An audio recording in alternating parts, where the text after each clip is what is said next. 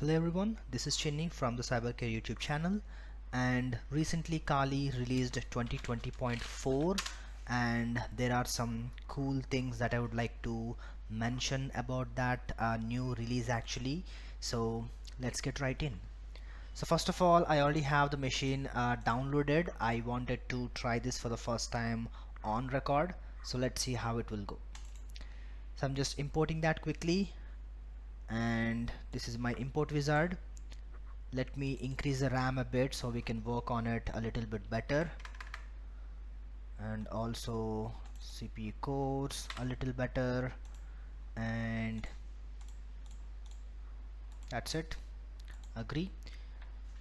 So you can download that from the kali.org/downloads from here, and you can see we have different kinds of installers, live and net installer, standalone installer, all of that.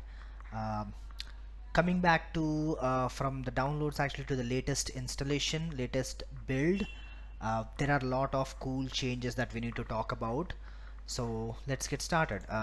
It's almost getting done. First thing that they have implemented is the new shell format. Okay, and in case you haven't watched my previous video, in the 2020.3 release, they have mentioned that currently at that time they're only including it for the time being, but in the future builds they said they will make it as a default shell. I have some mixed feelings about that actually, but it is still uh, better in some ways, so you will see how it will work out.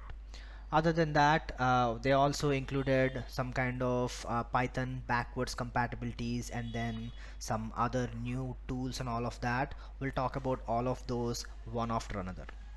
Okay, so I'll just boot my Kali and it will load like this. Let's see how it will be. Kali is loading.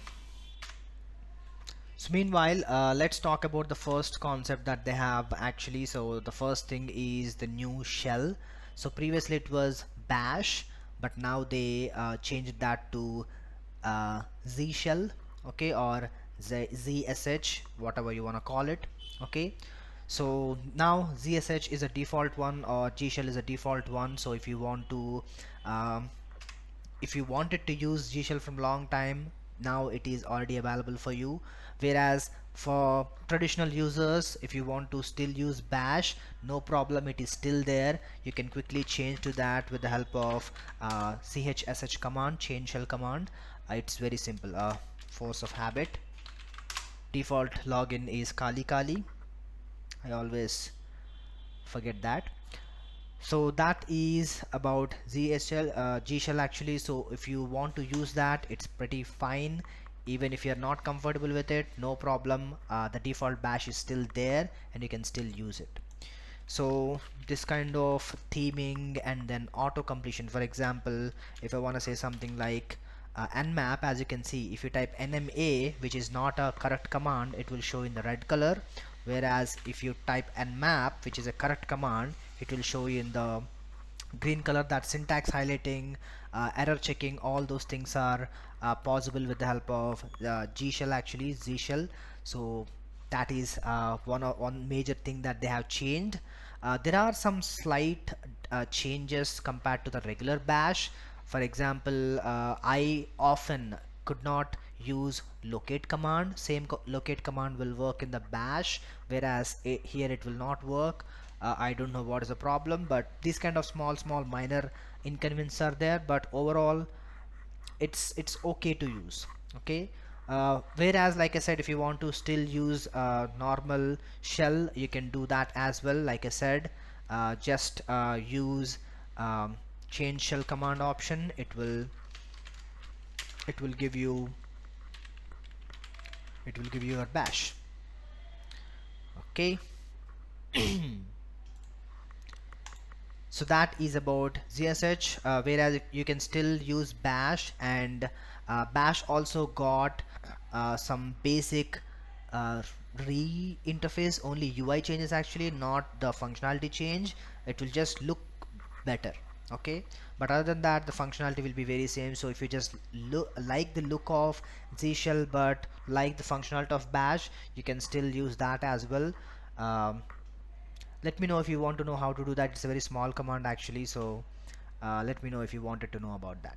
So other than that, they also partnering with the tool creators. For example, like um, we have a tool creator called ByteBleeder actually. So this guy made CrackMap X actually tool name is this one.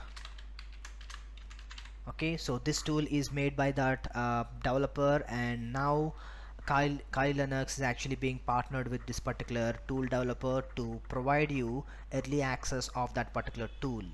So usually this particular tool will be available to us after 30 days of initial release for the remaining people, whereas now Kali being partnered with this guy, we will actually get this tool 30 days before any other Linux distribution like Parrot or something else like that. Here you will get that tool faster, and also they said they are working on more developers to bring on board, being partnered with to provide much more tools to us.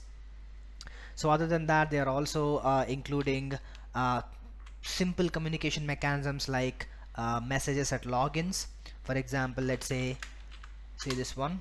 So as soon as you log in, you will get this kind of messages that says important information for us. They thought that since it is not being communicated a lot, so to make the information more accessible to the people, they are giving this kind of message from developers kind of thing to enlighten us. Okay, Python is still there, going towards Python 2, all the backward compatibility stuff and all. So you will be able to use this one.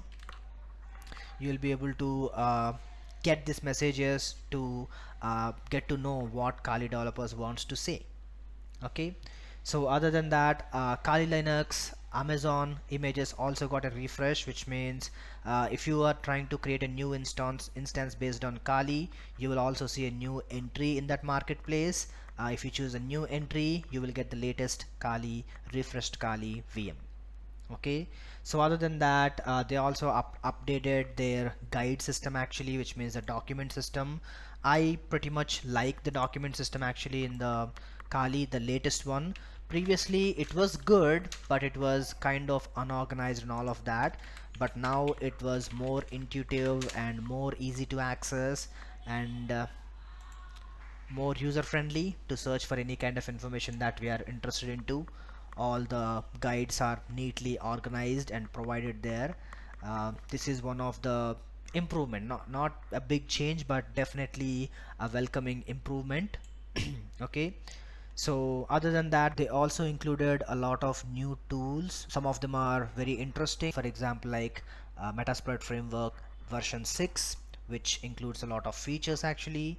So we'll talk about that in a moment. So what other tools we have? We have a lot of other tools, for example, like Appleblee or AppleBLEEE. So that is a tool that you can use to perform attacks on Apple Bluetooth networks actually. Similarly, we have another interesting tool called GoDOH, which is our DNS to HTML, sorry, not HTML, HTTP tunneling tool.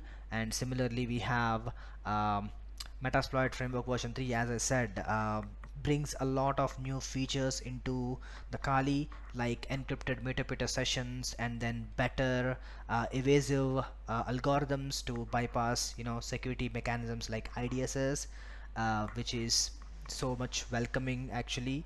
So, and a bunch of other information gathering tools, one of which attracted me, that is Final Recon. It's a one-stop web application information gathering tool. I was so much interested into that. Probably I'll make a video on that too, so stay tuned, subscribe so that you will not miss that video when it comes out. And other than that, they added some kind of wallpapers, which is not a big deal. And also they have updated Kali Linux Net Hunter. So if you wish to run your Kali on your smartphone like OnePlus or Nexus devices, you can go to Net Hunter. They also updated WinKex 2.5, There are no crazy groundbreaking changes available in the WinKix 2.5. Pretty much bug fixing and then making it more compatible with ARM devices. So if you are the one who uses ARM devices and having a lot of bugs, ruining your experience, then this latest Kali version will fix those issues for you. And other news that they have, other update that they have is they also released this Kali version on Vagrant and VMware, which means if you want to automate your Kali installation process, you can now do that on VMware as well with the help of Vagrant configuration files. Okay, so these are all the top changes or top developments that have been introduced from the 2020.4 version, and I'm looking forward to 2021, and let's see what more they will add, what more new tools they'll introduce, and what more extra features they're gonna add. So yeah, from now I'll be using 2020.4. So that's all from my side for this video, and like the video if you like it, and then also comment if you have any questions or if you have any general cybersecurity discussions if you want to have. We'll talk about it. So have a nice day, stay safe, and see you later.